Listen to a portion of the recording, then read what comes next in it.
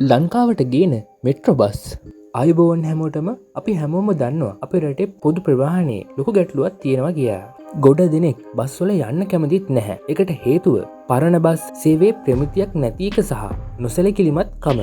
ඉතින් මේ හැම දෙයකටම විසඳුමක් විදියට තමයි අලුත්ම ව්‍යාපෘතියක් පටන් අරන් තියෙන්නේ. ඒ තමයි ලංගම මෙට්‍රෝ බස් සමාගම. ඇත්තටම මේක මොකද්ද? මේක තවත් දේශපාලන පොරොන්දුවක් විතරක්ද?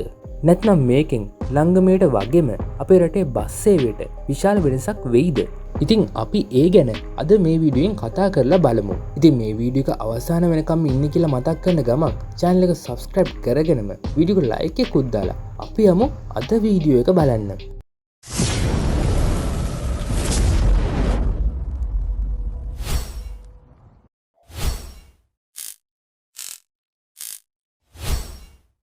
මෙට්‍රෝ බස් කියන්නේ මොකක්ද?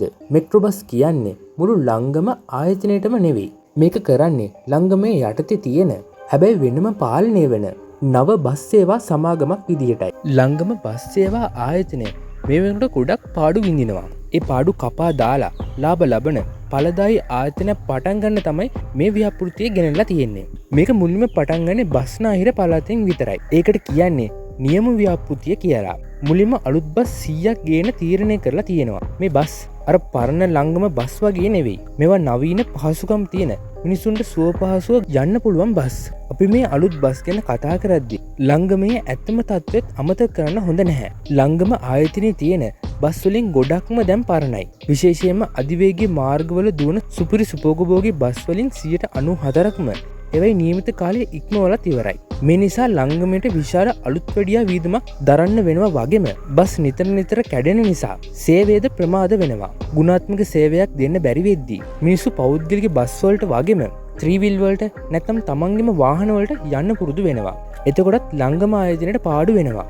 මේ නව මෙට්‍රෝ ව්‍යාපෘතියට මුදල් වෙන් කරලා තිබුණත් මේ සේවය සාර්ථක කරගන්න නම් පරණ ලංගමේ තිබුණු දූෂණ අකාර්යක්ෂමතාවය වගේ ප්‍රශ්න වලට ස්ථිර විසඳුමක් දෙන්න ඕනේ. නැත්නම් අලුත් බස් ටික ගෙනාවට වැඩක් වෙන්නේ නැහැ. මේ ව්‍යාපෘතිය සාර්ථක වුණොත් අපිට ලැබෙන වාසි මොනවද? අලුත් බස් වල නිසා අපේ ගමන් බිමන් පහසුවෙන් යන්න පුළුවන්. වෙලාවට වැඩ කරන්න සැලසුම් කරලා ගමන් වාර යන්න වගේ දේවල් අපිට කරන්න පුළුවන්. ඒ වගේම නගර ඇතුලේ ඉක්මනින් සහ පහසුවෙන් ගමන් කරන්න අවස්ථාවක් ලැබෙනවා. ලෝකේ දියුණු රටවල් වල වගේ අපේ රටේ පොදු ප්‍රවාහන ප්‍රධාන ප්‍රවාහන මාධ්‍යයක් බවට පත් වුණොත් කොළඹ වගේ තැන්වල තියෙන රථ වාහන තදබදය අඩු කරගන්න පුළුවන්. මේ මෙට්‍රෝ බස් කියන්නේ ඒ වෙනස පටන් ගන්න හොඳ තැනක්. මෙට්‍රෝ බස් කියන්නේ ලංගම ආයතනයට අලුත් ජීවියක් දෙන්න හොඳ උත්සාහයක්. හැබැයි මේකේ අනාගතේ තීරණය වෙන්නේ අලුත් බස් 100ක් ගෙනාවපකින් විතරක් නෙවෙයි.